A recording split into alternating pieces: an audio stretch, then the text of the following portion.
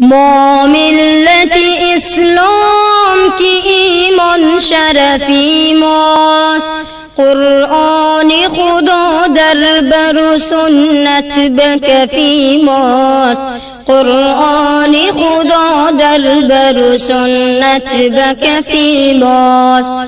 غواص به بحر خرد و علم یقینیم، عرفان شرفی ماست که حق قد عرفی ماست.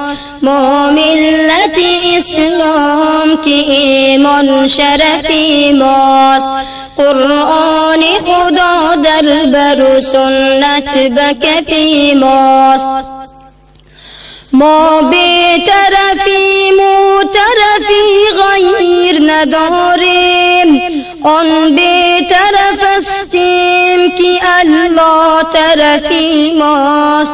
ما ملت اسلام که ایمان شرفی ماست، قرآن خدا در بر سنت بکفی ماست. دشمن اگرم چشمی تعرض بکشاید، بر نیزه ما سینه ایشان هدفی ماست. ما ملت اسلام که ایمان شرفی ماست، قرآن خدا در بر سنت بکفی ماست. ما متحد و یکتن و یک روح و روانیم، سردادن و خون ریختنی ما شرفی ماست. ما ملت اسلام که ایمان شرفی ماست، قرآن خدا در بر سنت بکفی ماست. تنها نه همین غیرت مردان دلاور، چون خضر نبی قاید میدان و شفی ماست. ما ملت اسلام که ایمان شرفی ماست، قرآن خدا در بر سنت بکفی ماست. ما ملت آزاده و وابسته بدینیم، شمشیر درخشنده بران بکفی ماست.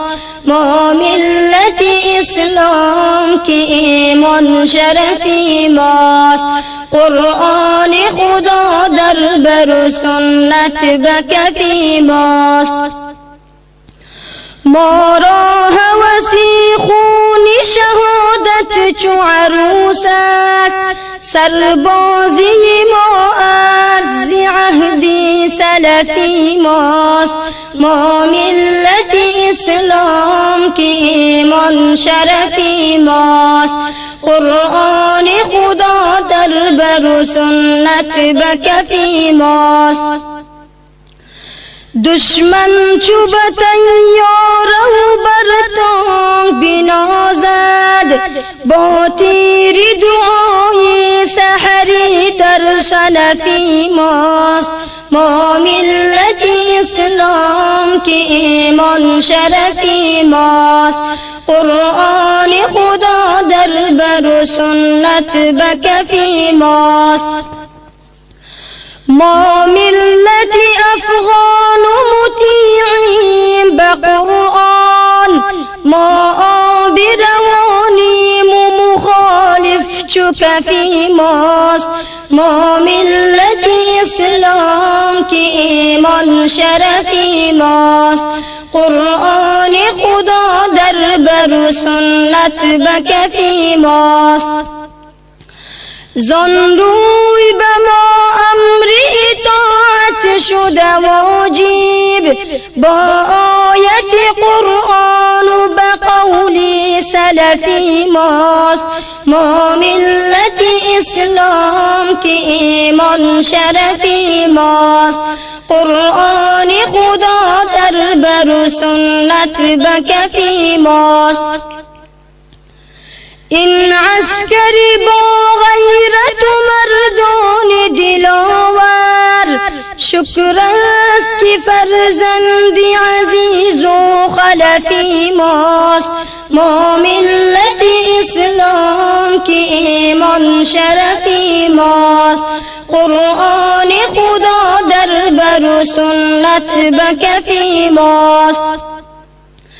این همت و شوکت همه از پرتو علم است، بدانش در مرتبه و اسفی ماست.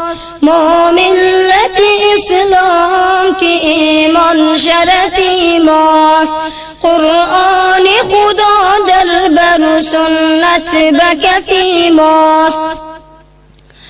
هر نیمه شبی میری حزن دست دعایش، با عزت اسلام و شهید با شرفی ماست.